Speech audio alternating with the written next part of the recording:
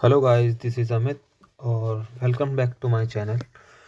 आज हम tenth class का एक लेसन है, फर्स्ट लेसन ज्योग्राफी का, संसाधन और विकास, उसके ही फर्स्ट पार्ट के बारे में जानेंगे, जिसमें कि है संसाधन और उसके प्रकार। ठीक है, तो ये जो लेसन है ये वैसे तो काफ़ी दूसरी क्लासेस में भी यूज़ हो जाएगा, और वैसे भी जो जनरल लेसन है संसाधन के ऊपर ये यूज़ में आते ही हैं। ठीक है, लेकिन मेरा जो प्राइम फोकस होगा पढ़ाने का वो ये लेसन सिर्फ और सिर्फ टेंथ क्लास के लिए होगा। ठीक है, और भी क्लास के बच्चे इसको देख सकते हैं। सबसे पहले संसाधन को देख लेते हैं क्या होता है। संसाधन क्या होते हैं? कोई भी वस्तु जो कि मानव की आवश्यकताओं की पूर्ति करती है। आवश्यकताएं मतलब जो भी हमारी ज़रूरतें होती हैं उनको पूरा करती हैं। पूर्ति मतलब उनको पूरा करती हैं। ठीक है, जैसे मशीन हो गई, वॉशिंग मशीन कपड़े धोने के लिए हमारी ज़रूरत को पूरा करती है। बिल्डिंग रहने के लिए हमारी ज़रूरत को पूरा करती है, इसमें ऑफिस खोल लेते हैं कुछ लोग। ठीक है, ऐसे ही जो जल है ये हमारी पीने की ज़रूरत को पूरा करता है। ठीक है, और इसके अलावा भी काफ़ी सारे यूज़ होते हैं जल के। ठीक है, भवन ये रहने के लिए भी यूज़ होता है। मिट्टी जो है ये हमारी, हम फसल उगा सकते हैं इस पर। ठीक है, और भी काफ़ी सारी ज़रूरतें हैं ये। ठीक, इसके बाद नेक्स्ट देखते हैं संसाधन का वर्गीकरण किन किन आधार पर हम करते हैं। बेसिकली 4 आधारों पर करते हैं। एक तो उत्पत्ति के आधार पे होता है, इसको हम इन सबको वन बाय वन डिटेल में हम आगे पढ़ेंगे। ठीक है, तो सबसे पहला उत्पत्ति के आधार पे है, स्वामित्व के आधार पे है, विकास के आधार पे है, और समाप्त होने के आधार पर है। ठीक है, इसमें सबसे पहला हम जो देखेंगे वो देखेंगे उत्पत्ति के आधार पर। तो जो उत्पत्ति के आधार पे संसाधन है वो 2 टाइप के होते हैं। एक होता है जैव संसाधन और एक होता है अजैव संसाधन। तो जैव संसाधन कौन से होते हैं? जो हमें जीव मंडल से प्राप्त होते हैं। जीव मंडल बोले तो यहाँ पे जितने भी सजीव होते हैं, मतलब जो जीव जंतु हैं या पौधे हो गए, ये सारे सजीव हैं। तो सजीव के गुण क्या होते हैं? इनको खाना चाहिए। ठीक है, प्लस में ये ग्रोथ करते हैं, विकास करते हैं, सांस लेते हैं, श्वसन इनके अंदर होता है, का गुण होता है। ठीक है, तो ये कुछ गुण हैं जो कि सजीव चीज़ों के होते हैं। तो जो जैव संसाधन है उसके उदाहरण कौन कौन से होंगे? उदाहरण होगा गाय, दूध आता है हमारे पास। ठीक है, पौधे हो गए, खाने के लिए हमारे पास चीज़ें आती हैं। ठीक, ऐसे ही जो अजैव संसाधन है वो कौन से संसाधन होते हैं? जितनी भी निर्जीव वस्तुएं जो हमारे प्रयोग में आती हैं वो सारे अजैव संसाधन है। ठीक है, जैसे पत्थर हो गया, हम घर वगैरह में बनाने में यूज़ करते हैं इसका। ठीक है, इसके अलावा जल हो गया, इसको पीने में यूज़ करते हैं। ठीक है, धुलाई के लिए यूज़ करेंगे। तो जितनी भी निर्जीव चीज़ें हैं जो सांस नहीं लेती हैं वो सारी क्या होती है? हमारी अजैव संसाधन होती हैं। ठीक है, इसके बाद नेक्स्ट देखते हैं हम समाप्त होने के आधार पे हमारे कौन कौन से प्रकार के संसाधन होते हैं। समाप्त होने मतलब खत्म होने के लिए, उस पे आधार पे हम इनका वर्गीकरण करते हैं। तो सबसे पहला होता है नवीकरणीय। नवीकरणीय मतलब बार बार इन्हें प्राप्त किया जा सकता है। ठीक है, बार बार हम इनको क्या कर सकते हैं? प्राप्त कर सकते हैं अगर एक बार खत्म हो गए तो। जैसे सौर ऊर्जा, एक दिन अगर सौर ऊर्जा खत्म हो गई तो हम क्या है, अगले दिन धूप निकलेगी, फिर दोबारा प्राप्ति हो जाएगी। ऐसे ही पवन ऊर्जा है, एक दिन की खत्म हो गई, फिर दोबारा हवा चलेगी, फिर प्राप्ति हो गई। ठीक है, तो पवन ऊर्जा भी इसका उदाहरण है। ठीक, ये हो गए नवीकरणीय। एक बार खत्म होने के बाद हम इनको दोबारा दोबारा प्राप्त कर सकते हैं। अब जो अनवीकरणीय होंगे वो कौन से होंगे? इनको हम एक बार खत्म हो गए तो वापस प्राप्त करने में इनको हमें काफ़ी साल लग जाते हैं, मतलब कई हजारों साल लग सकते हैं। तो पुनः प्राप्त करना काफ़ी मुश्किल होता है इनको। पुनः प्राप्त करना काफ़ी मुश्किल है, क्योंकि इनको प्राप्त करने में हमको हजारों साल भी लग सकते हैं, ठीक है, लाखों साल भी लग सकते हैं। तो इसके उदाहरण कौन कौन से हैं? इसके उदाहरण है कोयला, ठीक है, पेट्रोल,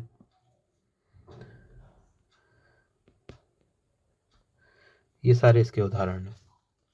ठीक, इसके बाद नेक्स्ट देखते हैं हमारे नेक्स्ट संसाधन का प्रकार कौन सा है? स्वामित्व के आधार पर। स्वामित्व के आधार पर, स्वामित्व मतलब होता है अधिकार, अधिकार या पोजेशन बोलते हैं इसको। तो स्वामित्व के आधार पर हमारे 4 प्रकार के संसाधन होते हैं, ठीक है। एक होता है व्यक्तिगत संसाधन, जैसे कि मान लो आपका घर है, वो आपका व्यक्तिगत संसाधन है, ठीक है, वो सिर्फ आपका ही है। या आपका लैपटॉप है, वो भी सिर्फ आपका ही संसाधन है, ठीक है, तो उसको व्यक्तिगत संसाधन बोलेंगे। सामुदायिक संसाधन कौन से होते हैं? जिस पे समाज का अधिकार होता है, समाज का, पूरे समाज का अधिकार होगा इस पे, सामुदायिक संसाधन पे। जैसे पार्क हो गया, ठीक है, बस स्टैंड हो गया और हॉस्पिटल हो गया, ये सारे क्या है? सामुदायिक संसाधन है, पूरे समाज का अधिकार है। कम्युनिटी हॉल हो गया, ठीक। ऐसे ही हमारा राष्ट्रीय संसाधन, राष्ट्रीय संसाधन कौन से होते हैं? जिन पर किसी देश का अधिकार होता है, ठीक है। देश का अधिकार बोले तो जैसे हिमालय है, हिमालय के अंदर जितने भी मिनरल्स वगैरह हैं, इन सब पर किसका अधिकार होगा? हमारे देश का अधिकार होगा, ठीक है।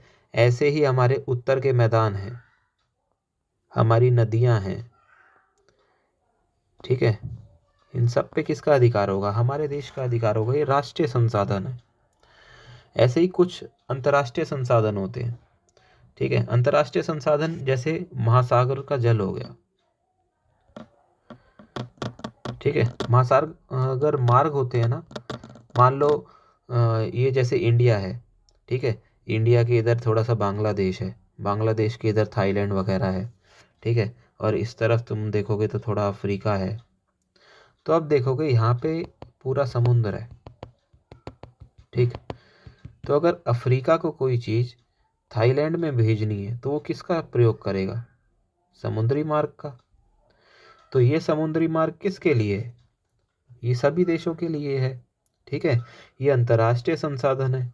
हाँ, जो देश होते हैं उनके कुछ किलोमीटर के हिस्से तक, नॉटिकल माइल बोलते हैं, उन पर जो अधिकार होता है वो उन पर्टिकुलर देशों का होता है। जैसे भारत का जो तटीय क्षेत्र है, ठीक है, मान लो जैसे ये भारत है नीचे ऐसे, ठीक है, इसका जो तटीय क्षेत्र है, यहाँ तक के पानी पर सिर्फ भारत का अधिकार होगा। इसके बाद का पानी जो है वो अंतर्राष्ट्रीय संसाधन के तहत आ जाता है, ठीक है। अब नेक्स्ट संसाधन देखते हैं। नेक्स्ट संसाधन है विकास के आधार पर संसाधन। विकास के आधार पर 2 प्रकार के संसाधन होते हैं। एक होता है संभाव्य संसाधन, ये संभावना को व्यक्त करता है, ठीक है। मतलब हमको, हमारे पास टेक्नोलॉजी वगैरह कुछ, मतलब इसको हम ऐसे बोल सकते हैं जैसे कि मान लो एक जगह है, हमको हिमालय, मान लो हिमालय है, ठीक है, उसके नीचे हमें पता, ये इस चीज़ की संभावना है कि यहाँ पर क्या है, कोई संसाधन या कोई कोल या कोयला या सोना हो सकता है, ठीक है। ये इसकी संसाधन, इसकी संभावना है, ये पूरे पर्टिकुलर तरीके से हमारे सामने नहीं है, ठीक है। और जो संभावना है और इसको हम निकाल भी नहीं पा रहे, इसके लिए हमारे पास टेक्नोलॉजी नहीं है निकालने के लिए, ठीक है, तो इसका यूज भी नहीं हो रहा होगा।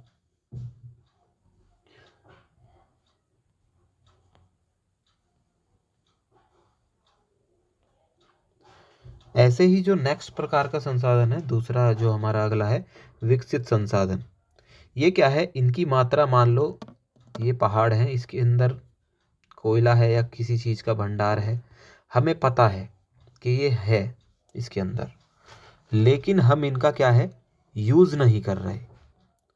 इनको हम निकाल भी सकते हैं, इसके लिए हमारे पास तकनीक भी है, टेक्नोलॉजी भी है, लेकिन हम इनका प्रयोग अभी नहीं कर रहे, ठीक है।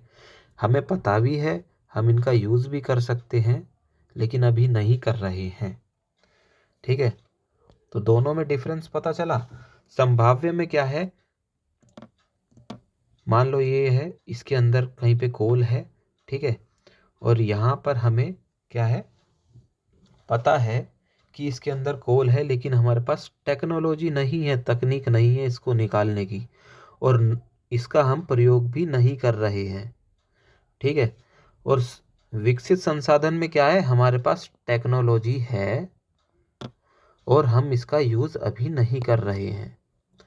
दोनों में डिफरेंस पता चला। ठीक है, अब नेक्स्ट देखते हैं थोड़ा सा, भंडार क्या होता है और संचित कोष क्या होता है।